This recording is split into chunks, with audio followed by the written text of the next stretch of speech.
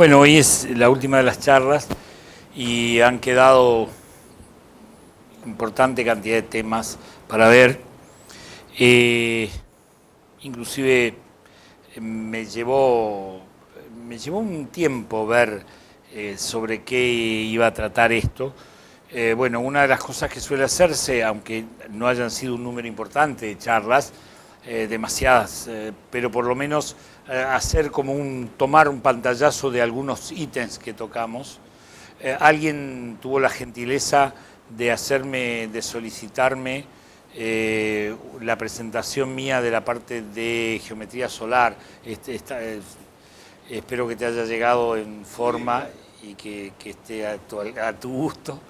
De cada una de esas cosas yo le he dedicado décadas, o por lo menos muchos años de mi vida a estudiar cada uno de los ítems vinculados con la física aplicada y todos de algún modo como la arquitectura es un elemento de integración de especificidades de alguna manera, aparece que es como que yo puedo hablar de acústica, luminotecnia, termodinámica y demás, pero sencillamente porque me dediqué a eso toda mi vida y entonces en algunos momentos me voy para un lado u otro. Pero sí lo que es notable es que, bueno, ha habido acá una experiencia y una respuesta de un número importante de gente que ha sido consecuente con esto y seguramente quedarán con muchas dudas. Habrá muchas maneras de que nosotros podamos volver a encontrarnos o focalizar. Creo que también a veces surge a partir de la demanda. Es cierto que nosotros no somos grandes movilizadores, decir, bueno, vamos a organizar un grupo y vamos a dar una charla pero de todas maneras a veces pueden ocurrir esas cosas y la idea es que, bueno, hay muchas cosas por decir, algunas simplemente se mencionan. Uno de los temas es que nosotros tendríamos que hablar de obras públicas nuevas y restauración o remodelación edilicia de edificios públicos o de obras públicas. Yo pensaba tener más elementos para esto porque hace no mucho tiempo fui convocado por Enargás para hacer en realidad un proceso que tenía dos etapas. Uno era de capacitación de todo su personal en uso racional y que después le pusimos nosotros uso racional y responsable de la energía, y una segunda etapa donde hablábamos de eficiencia energética. En el primer caso, como bien yo suelo decir muchas veces, es decir, la racionalidad y en este caso la responsabilidad, que creo que es un elemento, digamos, ulterior o más abarcativo porque tiene compromiso social, son hechos que preceden a cualquier aspecto de eficiencia energética. La eficiencia energética o de cualquier otro recurso es un hecho que presupone la racionalidad preexistente y que por otro lado tiene incorporado un elemento tecnológico. Y para colmo me sorprendo cuando tengo que estudiar eso para poder estar acorde a lo que me solicitaba, la demanda que me solicitaba Enargás, me doy cuenta que existía desde 2003 un decreto reglamentario, un decreto que era creo que el 140, de eficientización energética en todos los edificios de la administración pública. Bueno, les sorprendería que ninguna de esas cosas se han llevado a cabo. Aparte, el decreto presidencial de la presidenta indicaba que a los 120 días tenían que empezarse el proceso de capacitación y de modificación y demás. Ha pasado algo de tiempo y bueno, todavía creo que soy el primero que hace algo de este tipo de cosas a solicitud de Enargás, pero que está ahí en stand-by, es decir, cómo puede llegar a estar muchas cosas. La idea era después modificar la envolvente, que era el aspecto, o determinado tipo de decisiones que voy a mencionar tangencialmente aquí sobre un edificio nuevo. Pero lo importante de todo esto era que un edificio público, cuando el tema parecía que era de interés, no lo era tanto por esto, porque para la misma gente de los institutos, digamos, del Estado, de la administración pública, no es un tema particularmente de interés. Por lo tanto, al no haber una demanda, no hay una oferta o un interés de dar oferta por parte de los, digamos, del servicio que podría brindar un proyectista. De todas maneras, como tiene muchos puntos de contactos con los edificios singulares en alguna parte, solo quise destacar lo que lo hacía diferente. Hay un proyecto en el que tuvimos un paso muy tangencial, que es un proyecto de viviendas con aprovechamiento de energía solar y algunas particularidades que se hizo a través de un vínculo entre el Instituto Provincial de Vivienda de la Provincia de Buenos Aires, la Universidad de La Plata, uno de los grupos de investigación de ellos, el INTI, y hasta nosotros con la APE tuvimos una cierta participación en un grupo de viviendas que les voy a mostrar que se hicieron en Tapalqué. Eso es lo original que tengo para mostrarles. Ese proyecto, para los que reciben esta revista, si alguno tienen en este número, es el proyecto que aquí está, Viviendas Bioclimáticas de Interés Social, y está todo desarrollado, algunas de las cosas que van a ver acá, que es bastante interesante. Bueno, después se los facilito para que lo vean. Es decir, me parece que yo de casualidad tuve hoy, gracias a esto, esta revista en mi poder, porque yo vivo en Rosario, no la recibo particularmente, y bueno, es interesante. Sin perjuicio de eso, no voy a mencionar el tema porque no tengo data, es decir, un poco como consecuencia de eso, el país obtuvo un crédito del Banco Mundial y se decidió hacer una experiencia sumamente interesante. Se tomaron los números, por favor, no son precisos porque mi conocimiento es muy superficial del tema. Es decir, se tomaron 5 o 6 regiones y se hicieron una serie de comparativas, planes, es decir, proyectos surgidos de los institutos provinciales de vivienda. Al principio estaba excluida Buenos Aires, después por obvias razones hubo que incluirla, es decir, y donde se hicieron proyectos de viviendas de interés social con mejoras, es decir, bioclimáticas a la misma. Mejora de aislamiento, mejora de aprovechamiento de energía solar en la construcción. Me parecía un paso interesante. Esas viviendas se hicieron similares, una sin estas características y otra con estos avances tecnológicos. Había un sobrecosto estimado para esas aplicaciones que se suponía, en teoría proyectada, que esto iba a reemplazar, es decir, se iba a compensar con un ahorro importante en energía. ¿Estamos de acuerdo? Entonces, esto podía ser un salto cuantitativo y cualitativo sumamente importante. Ese proyecto va a ser auditado, va a ser incluso modelizado, es decir, va a ser estudiado mediante modelos matemáticos de simulación y demás, y va a después ser mensurado. Están en ese trabajo, creo yo que eso sigue adelante. Creo que surge en la Secretaría o Dirección de Medio Ambiente y la Secretaría de Energía, y está el INTI involucrado, distintas universidades y demás. Creo que es un tema interesante que tiene como antecedente estas experiencias en Tapalqué, con lo cual me parece que es el tema vinculado al hecho de la acción pública tendiente a mejorar. Les mentiría si no mencionara o dejara de lado algunas experiencias desde mucho que vienen haciéndose en las provincias como Salta, Catamarca, Mendoza, que tienen centros de investigación en aprovechamiento de energía solar muy importantes y fuentes de energías renovables en general muy importantes, y que han hecho trabajos, investigaciones, proyectos. Yo era un pasante de energía solar en la Universidad de La Plata, en el INENCO, en el Instituto de Salta, y he tenido la posibilidad de visitar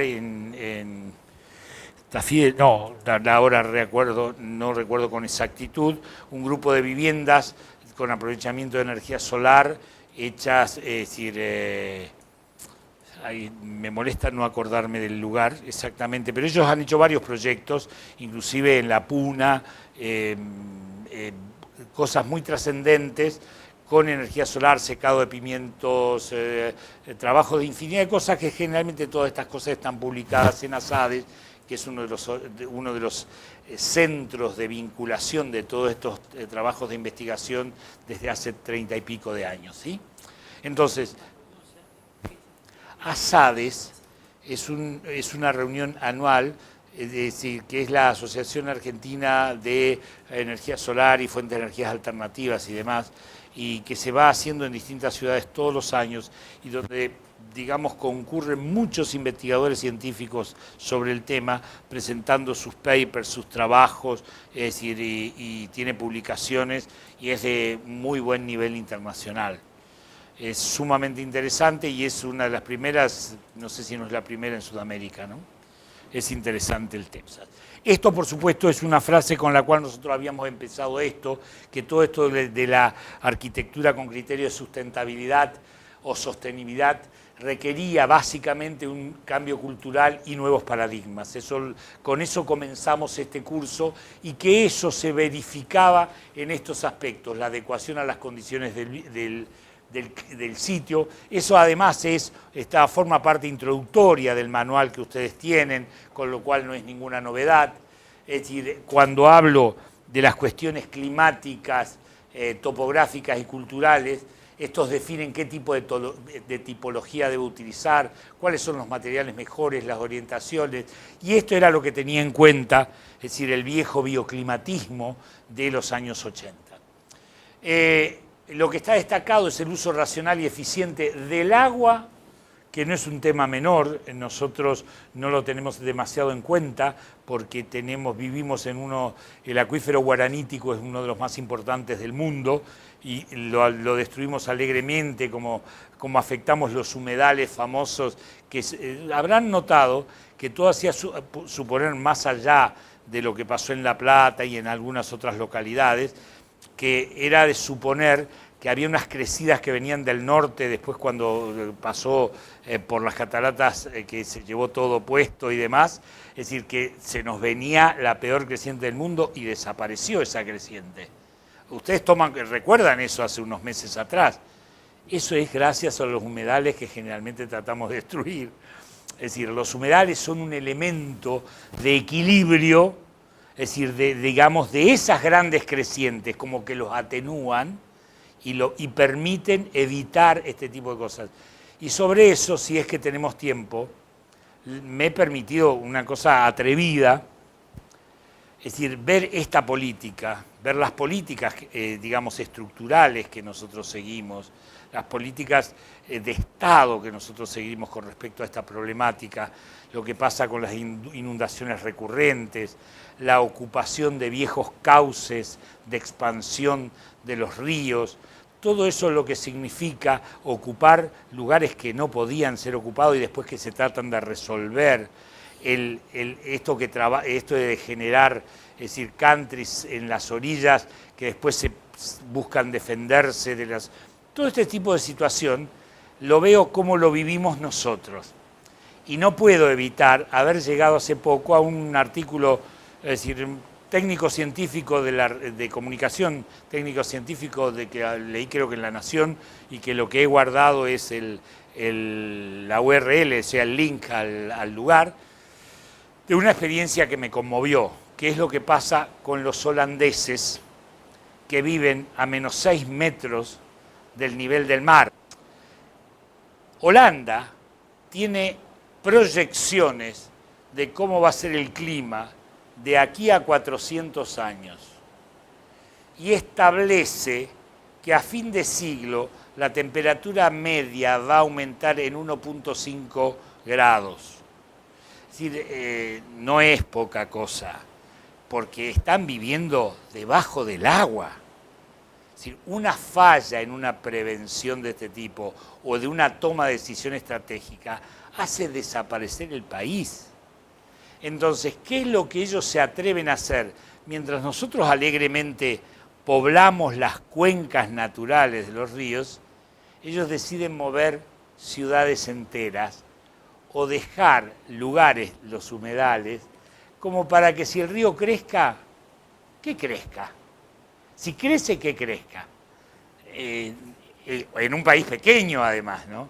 Es decir, no es menor, aunque lo vean en un chispazo, y me pareció que era un buen cierre de nuestro vínculo tan holístico, tan inclusivo, que toca problemas de las más diversas índoles. Entonces, el adecuado aislamiento térmico fue el centro convocante de todo esto, porque creo que nos falta mucho que desarrollar sobre ese tema. La mayor eficiencia de los procesos y equipos, la utilización de fuentes de energías renovables, no porque sea de menor importancia, sino que no tiene ningún sentido encarar esto si antes no tenemos un adecuado aislamiento térmico de los edificios, porque generalmente las fuentes de energías renovables son vectores de baja eficiencia y si yo no pierdo por todos lados, no tiene sentido aprovechar esa energía. La utilización y materiales y tecnologías apropiadas, la mitigación de las emisiones de gases de efecto invernadero y otros contaminantes causan la degradación del ambiente. Nosotros no somos de los países más contaminantes. El tratamiento local de residuos y efluentes, eso es importante. Eso nos lleva inmediatamente al recurso que para algunos lugares es fundamental, el agua. Yo cuando hablaba de uso racional de la energía y los recursos y destacaba el agua entre ese tipo de cosas.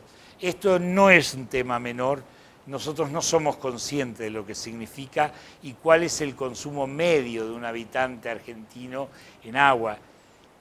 Imagínense, no puedo evitar, es decir, tenía muchas cosas para traer, pero cuando vi que iba sumando slides y temas y demás, dije no. Pero tenía una serie de imágenes, por ejemplo, del típico encargado de edificio, es decir, lavando la vereda con la manguera. Corriendo las deposiciones de los perros. Claro, claro. O nuestro a veces tan común esfuerzo de estacionar el auto y lavarlo con una manguera los fines de semana en la puerta de casa, por ejemplo. Si esto en algunos países sería absurdamente inconcebible que alguien tire agua potable para ese tipo de cosas, ¿no? Pero bueno, hay otros recursos. Entonces me permitía hacer esto, el agua en el mundo, y qué es lo que pasa en los porcentajes en América, en distintos lugares. La imagen obviamente es tomada de una imagen prestada y no se ve claramente, pero por ejemplo, es decir, en la Cava se consume por habitante 612 litros de agua, mientras en Arabia Saudita una familia consume 50 litros de agua. Sí, a veces parece mentira que esto, ¿no? Es decir, el lavado de manos, 1.5 litros, la descarga de inodoro, la ducha, 100 litros de agua. Es decir, bueno, todo este tipo de cosas, lavarropas, las lavavajillas y todo este tipo de cuestiones. Bien, ¿qué se hace con este tipo de cosas? Esto no pasa por una cuestión tecnológica, hay algunas pequeñas cosas. Es decir, ¿ustedes saben cuánto cuesta, cuánto es el costo de uno de estos aireadores de canilla? Eso que uno pone,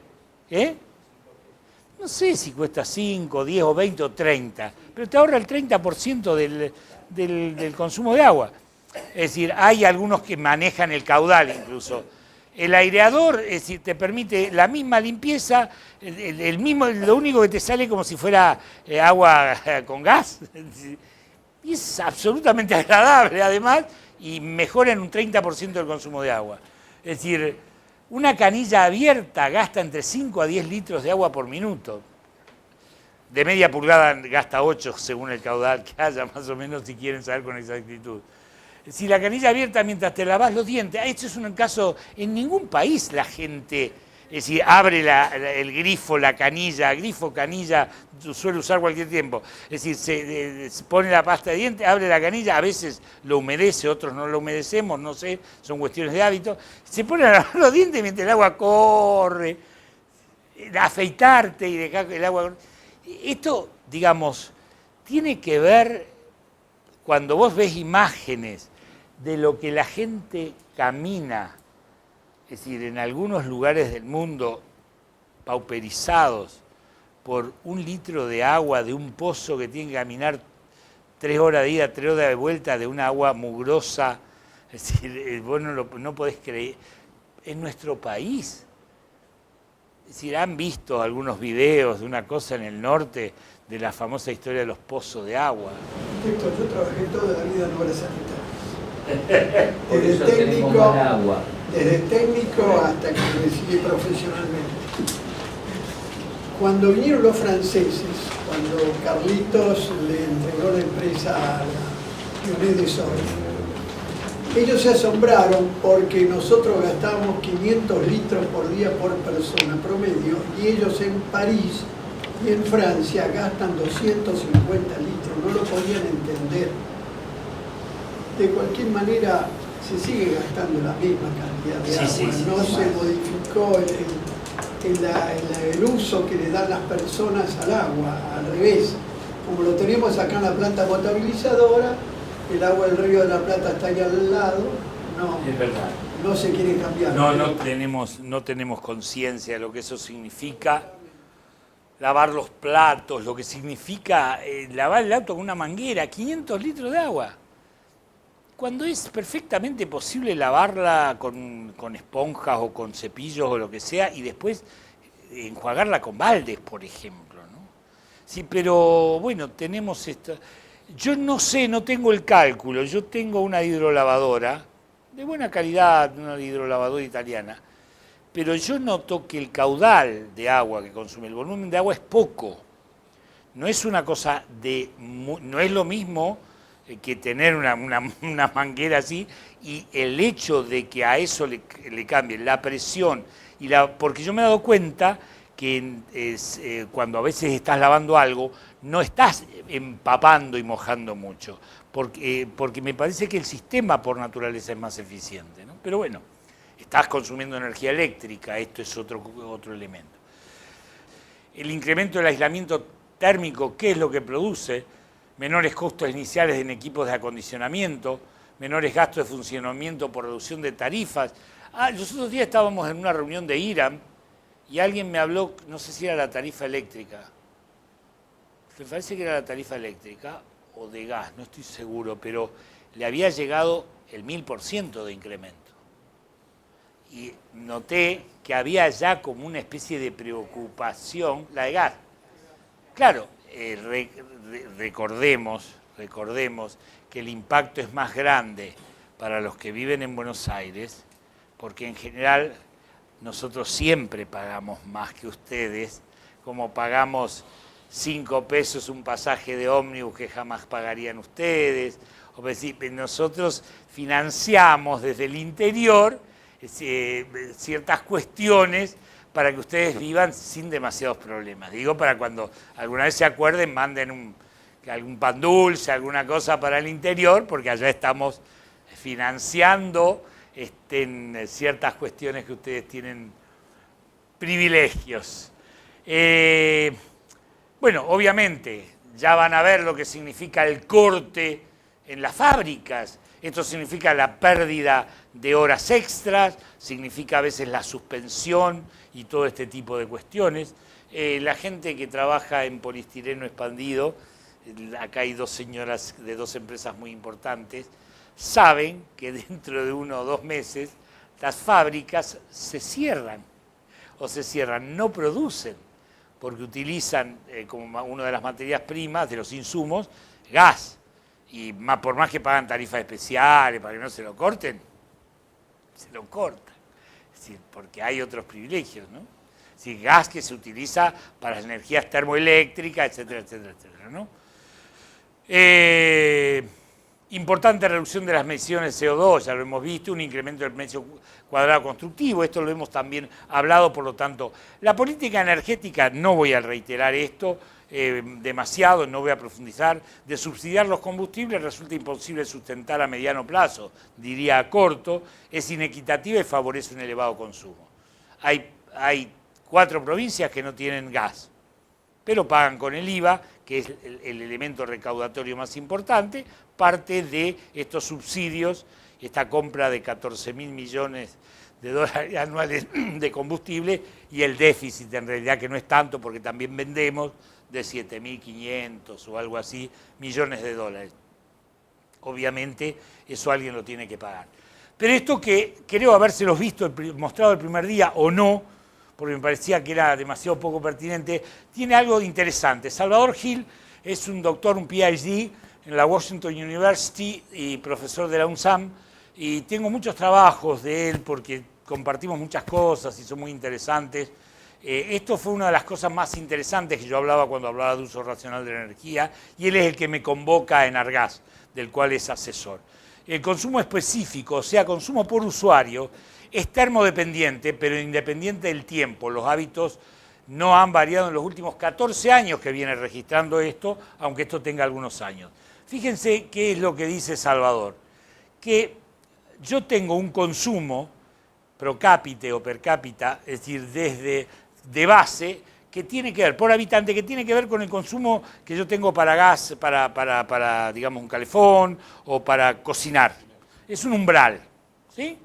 Es decir, ese umbral no está vinculado. También hay una cosa muy interesante, un trabajo muy interesante que surge de la Secretaría de Energía, que no es el momento indicado para marcarlo, que la temperatura exterior no es un desencadenante, un disparador de los altos consumos en un extremo y otro.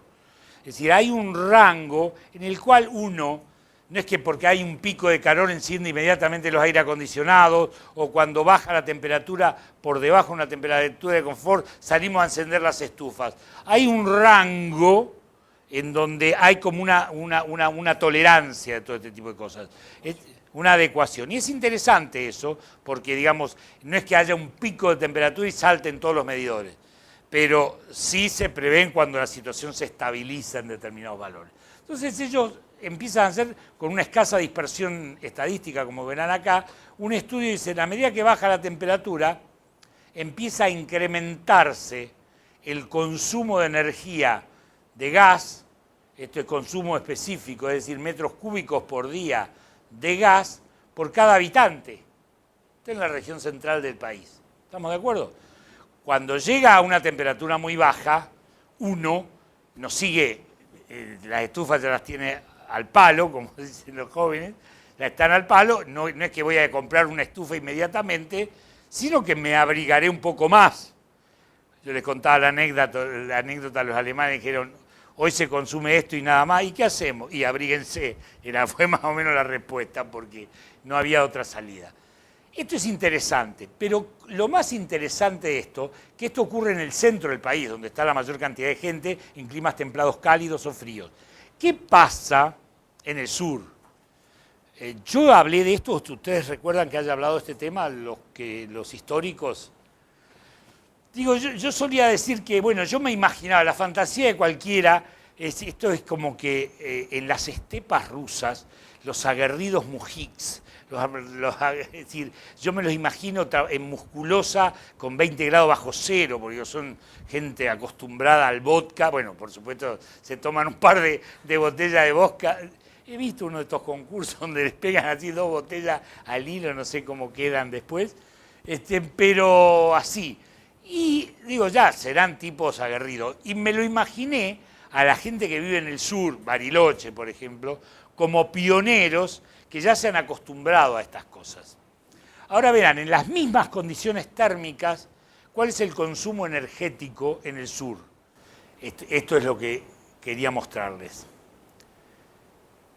A igualdad de condiciones, en el sur, el consumo de energía por habitante se duplica. A igualdad, condición de temperatura, las condiciones de energía en el sur se duplican. Es decir, que gastamos el doble de la energía. O, si les gusta más, podríamos ahorrarnos la mitad de la energía si tuviéramos las mismas pautas de consumo. ¿A qué se debe este brutal salto que se da acá? A que en el sur me regalan la energía. Yo no voy a aislar una casa si no necesito aislar, si tengo todo el gas que quiera, barato o regalado. Mis amigos, yo tengo amigos en Bariloche, arquitectos, digo, flaco, pero no pusiste nada. y pagar la factura de gas. Sí, a veces se me juntan 10, porque como no cuesta nada, voy y la pago. Es muy delirante, es muy delirante. Pero esto es así. Salvador tiene un montón de otros estudios apasionantes. El hecho de que, por ejemplo, ¿cuántos llamas pilotos hay en sus casas? 2, 3. Cada llama piloto encendida a lo largo de todo un día gasta medio metro cúbico de gas. ¿Cuánto podemos ahorrar si utilizamos algunos disparadores eléctricos para encendido y apagado de los calefones instantáneos? Y tener esa llamita permanente que a veces nos lo olvidamos. Yo en mi termo no lo apago en todo el año. Tengo 2. O sea que gasto 30 metros cúbicos de gas por mes. Con dos llamas permanentes. Bien, esto es nuevo, son las cosas que no vamos a ver, que me encantaría poder hablar con ustedes. El confort hidrotérmico, acústico y lumínico con alta eficiencia energética. Eso era una de las cosas que hubiese deseado poder ver con ustedes. Algunas las hemos visto, el confort hidrotérmico, que no vimos diagrama de confort, ni relación temperatura y humedad, ventilación natural y forzada, que es interesante, y las ventajas de todos estos aspectos, pero sobre ellos hemos tomado bastante en cuenta. Confort acústico no hemos hablado nada. El confort acústico se divide en 2 grandes paquetes y está vinculado con la envolvente edilicia. Uno es el control de ruidos, y otro es el acondicionamiento acústico positivo. El acondicionamiento acústico positivo es manejar el comportamiento del sonido dentro de un espacio. No es menor. A un arquitecto le interesa mucho ese tipo de cosas, debería interesarle mucho a ese tipo de cosas, porque yo le trato de transferir a mis alumnos que nunca lo han aceptado de todas maneras, y mucho menos a los profesores de proyecto, ¿no? Es decir, que la luz, el confort acústico, la luminotecnia y las cuestiones térmicas caracterizan el espacio arquitectónico. Es decir, ¿qué es caracterizar el espacio arquitectónico? Es lo que hace que un lugar sea agradable, confortable, espacioso, luminoso, tranquilo, ruidoso, vivaz, brillante. ¿Estamos de acuerdo? En realidad, los proyectistas muchas veces agotan, es más, hay algo que me molesta sobremanera, es el hecho de que se asocia el término diseño solo con las cuestiones expresivas de la obra. Cuando dice, no, pero ese tiene mucho diseño, ¿qué significa diseño? ¿Que no funciona? ¿Que es horrible? ¿Que es ruidoso? Yo a mis alumnos le hago una relación entre diseño industrial y diseño arquitectónico. Y digo, supónganse el diseño de un Mercedes-Benz. Imagínense el diseño de un montón de obras, le pongo sillas, elementos, instrumentos y demás del Bauhaus, de los grandes diseñadores generadores, digamos, que se basaron en el Bauhaus, las escuelas de diseño italiana, inglesa y demás, Philip Stark, qué sé yo, tantos otros. Philippe Stark es francés, no, pero bueno, de todas maneras. Lo cierto es que en un determinado momento muestro y digo, imagínense un objeto bellísimo que cuando lo van a hacer funcionar no funciona, no cumple su función. Es un absurdo, es un objeto sin sentido.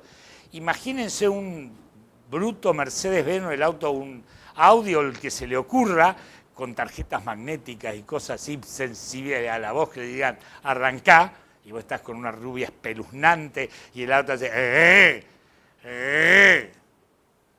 y esto está grabado, qué terrible, hace el auto. Digo, flaco, yo llamo a los herederos de don Mercedes-Benz, así que alguna vez trabajé para ellos, o sea que no sé quién queda, don Daimler, no sé qué, pero, y le digo, che, flaco, llévatelo ya al Mercedes. ¿Se entiende lo que estoy diciendo? Uno no concibe una cosa bellísima que no funcione. Aunque no anda tan bien, de todas maneras, Philip Stark tiene una cosa muy graciosa que yo suelo mostrar en mis imágenes, es decir, que es como una arañita para exprimir limones. Y entonces tiene como una perita así, y abajo uno pone el vasito, entonces uno aprieta sobre eso, es decir, y a veces se vuelca, no tiene mucha estabilidad las tres patas, pero bueno, es decir, eso es un diseño, es algo que además de bello, atractivo, expresivo, además funciona de parabienes para aquello a lo que fue creado. Una casa, no, yo tengo una casa que me ha hecho el arquitecto Pirulo, ¿sabe qué? Se llueve, tiene humedad, se hundió, está un poco fisurada en una parte, pero, ¿sabe qué? Me la hizo Pirulo como a la vecina de enfrente. Pirulo, fantástico, pero en los aspectos expresivos, formales, pero no estamos haciendo una escultura. Tiene que tener un valor expresivo, un valor trascendental, una vivienda, un edificio, sin duda alguna. Pero no debe funcionar mal. Esta es la cuestión. El control de ruido es básicamente cómo se consigue. Bueno, tiene que ver mucho el diseño de la disposición de los locales. Si yo tengo una disposición de un lugar que tiene que ser apacible en un lugar ruidoso, es decir, hay una cosa que es un clásico también sobre el cual suelo hablar. El tema decíamos, del control del ruido. Un doble vidriado funciona mejor como aislación que un vidriado simple. Además, evita en general la resonancia, y si son de distinto espesor, mejor aún desde el punto de vista acústico. ¿Está? Porque, digamos, se juegan varias cosas que tienen que ver con la simpatía por resonancia. Un vidrio que resona a una determinada frecuencia, generalmente una frecuencia grave, entra en una frecuencia de resonancia y es como si tuviera un agujero a esa frecuencia, ¿de acuerdo? Mejora mucho en un DBH que el vidrio interior sea armado, es decir, sea laminado. Eso mejora, además que es interesante por una cuestión también de seguridad. Entonces, si yo tengo un vidrio laminado interior y el exterior es un vidrio común, el DBH funciona mejor desde el punto de vista acústico y me da un rango de seguridad, ¿de acuerdo? De ahí en más hay un montón de variantes, es decir, las pantallas, la ubicación, como dije, preferencial de zonas ruidosas y tranquilas, el enmascaramiento, sonidos de fondo que se conocen históricamente para generar un ruido rosa o un ruido de base que evite que uno se distraiga, porque el oído, cuando no tiene estímulos, se hipersensibiliza, digamos, es como un diafragma, por eso es que escuchamos ruidos en la noche que de día no lo escucharíamos jamás. Y que cuando vamos a cerrar una canilla, un grifo o lo que fuera que está goteando, aparece el grillito del jardín que no lo escuchábamos, y así nos volvemos locos, sobre todo si no tomamos la debida cantidad de clonazepam. El control de ruido pasa por un montón de cosas. El control de ruido de las pisadas en los edificios, los niños, las señoras que mueven los muebles. ¿Saben qué barato que es resolver? He tenido que enfrentar ese problema en edificios de varios miles de dólares el metro cuadrado, pero se olvidan de que un entrepiso flotante no es ni más ni menos que una lámina de poliestireno expandido, ni siquiera de los más caros, es decir, de baja densidad, de relativamente baja densidad, de un par de centímetros, o mejor de 2 centímetros, porque trabaja superficialmente, al cual se lo ha deformado hasta el 25% de su espesor, y cuando se lo suelta queda con una retracción de 2%, una cosa así, y sí, más o menos un 10%, perdón, de 20 milímetros lo comprimo y quedará en 18 milímetros. Pero modifica su módulo de rigidez dinámica, se vuelve elástico. Si yo sobre una losa tiro una capa de eso, de plástico, dos capas de poliestireno, o una aunque sea, la levanto en los bordes, pongo un polietileno de 200 micrones y hago un hormigón digamos, un contrapiso, eso actúa como lo que se llama masa rígida oscilante en acústica. Yo zapateo arriba y digamos, la energía cinética del impacto es absorbida por la elasticidad, que no es solo elasticidad, porque yo podría poner cualquier cosa debajo, hasta esas membranitas de polietileno espumado que hay. El tema es que resista sin una deformación estable. ¿Se entiende lo que digo? La ventaja del polietileno expandido es que tiene una resistencia a compresión muy importante. Entonces yo lo que hago deforma y actúa como elásticamente, es decir, resolviendo los ruidos de impacto, ¿de acuerdo?